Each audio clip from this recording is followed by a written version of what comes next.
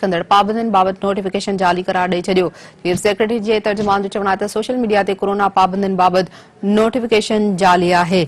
अहम ख़बर ॾियूं पिया अव्हांखे त सिंध सरकार कोरोना वायरस जी पखेड़ रोकण लाइ पाबंदियूं हणण जी तरदीद कंदे सोशल मीडिया ते गर्दिश कंदड़ पाबंदियुनि बाबति नोटिफिकेशन जारी करे छॾियो आहे। चीफ सेक्रेटरी जे तर्जुमान जो चवणु आहे त सोशल मीडिया ते कोरोना बाबति जेको आहे पाबंदियुनि जो नोटिफिकेशन जारी आहे।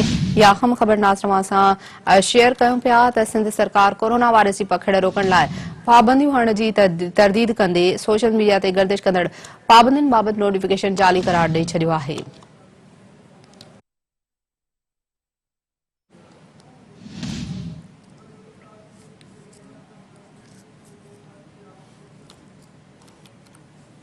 चीफ सेक्रेटरी जे तर्जुमान जो चवणु आहे त सोशल मीडिया ते कोरोना पाबंदियुनि बाबति नोटिफिकेशन जारी आहे। सिंध सरकार कोरोना वायरस जी पखेड़ रोकण लाइ पाबंदियूं हणण जी तरदीद कंदे सोशल मीडिया ते गर्दिश कंदड़ पाबंदियुनि बाबति नोटिफिकेशन जारी करार ॾेई छॾियो।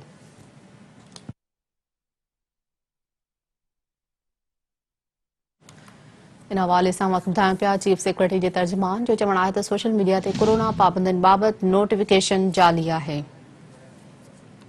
सिंध सरकार कोरोना वायरस जी पखेड़ रोकण लाइ पाबंदियूं हणण जी तरदीद कंदे सोशल मीडिया ते गर्दिश कंदड़ पाबंदियुनि बाबति नोटिफिकेशन जारी करे छॾियो आहे।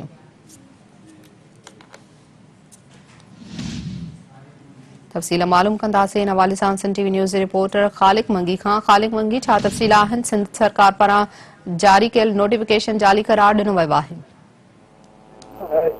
सिंध में कोरोना वायरस जी जेका 5 लहर आई आहे ओमिक्रोन जेको जंहिंखां पोइ जेका हिकु नोटिफिकेशन गर्दिश करे पियो जंहिंमें इहो ॼाणायो त सिंध हुकूमत पारां कोरोना हवाले सां जेका नई पाबंदी लागू कयूं आहिनि जेको नोटिफिकेशन जारी करार ॾिनो वियो आहे। तर्जुमान चीफ सेक्रेटरी पारां इहो चयो वियो आहे त सोशल मीडिया ते जेको हीउ नोटिफिकेशन गर्दिश करे पियो इहो जाली आहे।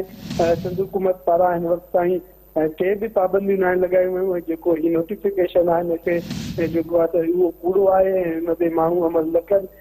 सिंध हुकूमत जो जेको चीफ सेक्रेटरी जो जेको तर्जुमान आहे हुन पारां जेको आहे हिनखे फेक करार ॾिनो आहे हुनजी हुन प्रेस रिलीज़ बि जारी करे छॾी आहे। जी ठीकु आहे, वॾी महिरबानी ख़ालिक मंगी तफ़सील ॿुधाइण लाइ।